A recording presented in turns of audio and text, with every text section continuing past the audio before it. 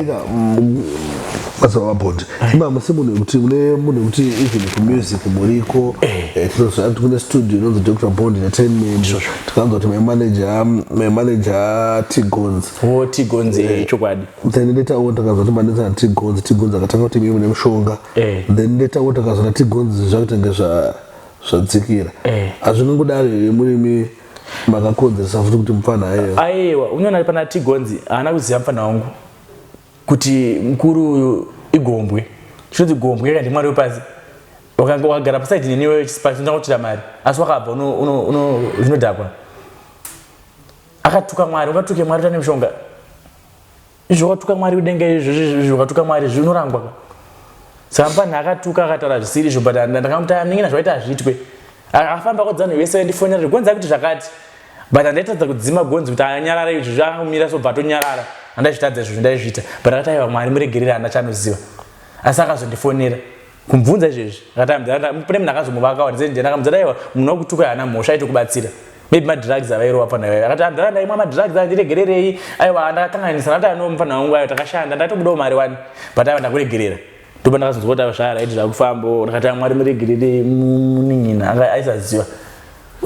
donya yacho cheta apana asi izvi from now mukuedza kuti akutozvone meme from now Gonzi Gonzi maybe manje ndiye Gonzi ngandibva ndatokupai tsananguro dzake ndichiri pano ndotokupai Gonzi kubva nhasi nepaachaenda ndakamuregerera ndamusha naye ndiri kumupa 6 months anogona ngakutoimba kutopfuura ana Jay-Z achatenga ane mari achatuti ndiye achita best rapper munyika dzinodzi dzese akutoimba akutotsvagwa nedzimwe nyika kunzi vachiuya kwari vachida kutoitawo makolabhu naye saka nakuti tangotomusumudzawo nhasi azvizive izvo zvinhu zvaachaita ndopandaida kuti ave aite asi asaziva ake izvozvozvo saka ndakutomugadzira kubva nhasi azive kusimba rangu riri mhepo harisi kuti auya apa ndatomudza kwari koko zvaachaita ndosimba ranyaro zvafana ndiri panapa pandati mvura ichanaya but mvura ibva nenyika dzese pandiri papi ndiri pano saka kwari koko kumataura ndazvita zvimwe aratozvinzwa akutomugadza nhaka iyo saka imi muripo nenyika yese social media yenyebe muchazviona kwatienda ndatenda right kuti chiku music ikokoko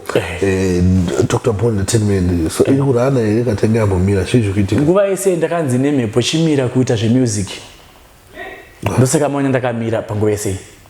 kuzata kuita nezvakuti hazisi kuenderana ndopamukwanda ndakanyara bva ndaimisa kambani yacho kuti imire nekuti mari yangu yese ndopiwa nemhepo ndodzwanzi ndochera pakati wane mari ndochera pakati wane mari zvinyepa pandakanongedzerwa nemhepo pane tonnage yegoti pane tonnage ndakanzi mari yese taunganidza taisa papi taisa mudziva ndomudziva macho dziva ndini kani saka ndopandakaisa mari yese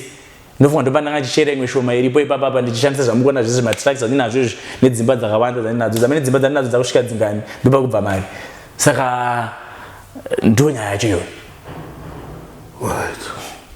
aiwa baba ndapanguzwisisa pane imwe nyaya yakada kuti timbonzwa zvedu pane imwe video lenyaya isirculate pasi asi usati wabva panyaya dzemusic idzodzo music ye handichadzokere ndakuti aendova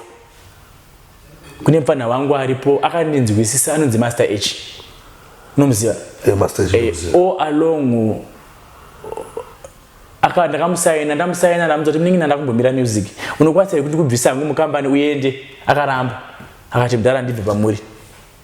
kusvika mandiropafadza mufanire ndinanya nhasi akatomirawo ndakutsaimba vatomira kuimba atotedzera imi vatangotonamatawo neni saka mufanire ndiye achaita best musician kupfuura mamusician yese muZimbabwe munomu Master H hakuna munhu achamukwikwidzwa nyika ino yese Master H ndiye achaita mukuru wezimdanzo saka equipment studio ririmo zvese zviri ndakumupa zvese Master H akuvhura empire nestudio yacho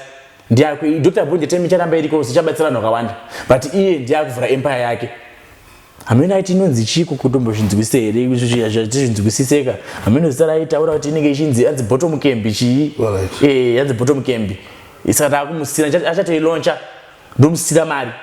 ndichamupa mari yandichamupa yekuti akatenda zvinhu saka ndichangotora mari yakawanda ndichamupa iyoyo ndakamupa na 200,000 ndomuti chitanga empire yani yako utsvaga maartista uri kuda ndiachata big artist panyika kozi simba anenge ainaro ari padhuze naMwari ndatenda handi right. I think for music pa jeka was ndoba kuma questions angadina ungati yatsuzwisise uyezve ndakuzofuna muri Zimbabwe about music. Then isatapedza zvangu isatapendera hangu show inoi pane nyaya yevideo yatakamboona itindira rakaita viral ndofuna ndakambonisa kudhara papana about 2 years tarisa nemukadzi anga ine nhumbu ndizvozvo mukadzi aine nhumbu angasava namadhesi mashoma ichokwadi kuti anozvara bata mwana ainzi akakurosa ndizvozvo mukatanga kumutenderedza so ndizvozvo ichokwadi akatenderedza ichokwadi semungati experience chichaizvimbo dzanga dzatopo here zviri muropa izvi indatanga tamejiki kare ndatanga kuita mashiripiti kudhara ndinatombobvirisa muti kuchitungwiza unozikanwa ndakanongedza muti so ukaoma vanhu vanga vatori ipapo muchitungwiza mabvudza muchitungwiza misa unozviziva izvozvo I was young nandori mudiki mukadzi yanga atoita bridge inumba yanga atoita bridge but amutenda pachecha patozvara mwana zvakadi zvakanaka asi vanhu vakati kunyeba ifeke zvawana jara kazvinje feke vari kuona nyeba but bata hangewa inga yabva yafa ndaimutsa weziva yangaiwa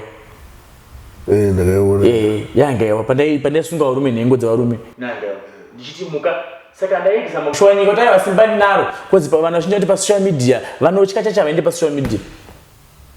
amwe nyeba ndaipapo kumaketa chinhu chidi chifambe but ini ndakaisa ipapo kuti muone simba ndinaro pamberi apa ndicharibuditsira nyika yese sezvazvaita zvisofu ndabuditsira nyika yese kuti Osparks ochibuda pachana zvavaitaura waina bondi wewe kana wenzi unodaisowa ndichibuditsa futi zvimwe unoti kumberi azviitike here zvichaitika zvizvo zvataura kozi ini ndiri pacheni kana wati uda kuti uome papapa zvimbobuda pakamera apa wachinja kuita kiti utoona kuita izvozvo aiwa futi kuiteni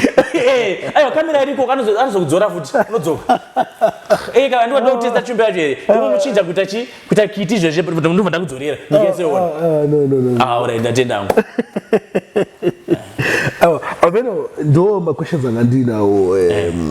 madzibaba bondi kana kuti Gombwe atenda hangu sa Gombwe bondi andizvo kana Gombwe right ndo zvangaita zva amene kana mine zvinhu zvangade kuudza muri Zimbabwe kana kuudza vanhu chandinoda kuudza muri Zimbabwe ngatidzokere kuchivanhu chedu chitange takumbira chivanhu tozotsvaga nzira dzimwe dzose asi chivanhu chiriko vechidiki vezera rangu ndikuti ngatichimira nyika inoi aitongwe nechikoro ichiri nemasvikiro ichiri nemakombwe nemhepo mhepo iyo ndiyatichaudza kuti takuchida kugarika ndoichachitendera kuti aiwa hatigarikai nyika ino yanga ichiri muhondo bvira payakarwiwa hondo haina kupera sei vakuru ava havana kudzokera kwakabva nzira saka hatipe mhosva vadika vatopa vahombe nekuti nzira muzive nzira yeparuware ndiye mufambi wayo kana mufambi wayo asisipo nzira yayo haifambike saka ndadzoka nenzira yacho iyoyo ndatsvaga kuti yakafamba sei kuti tichisungunurwa zvakanaka nyika ino ichinji ndatenda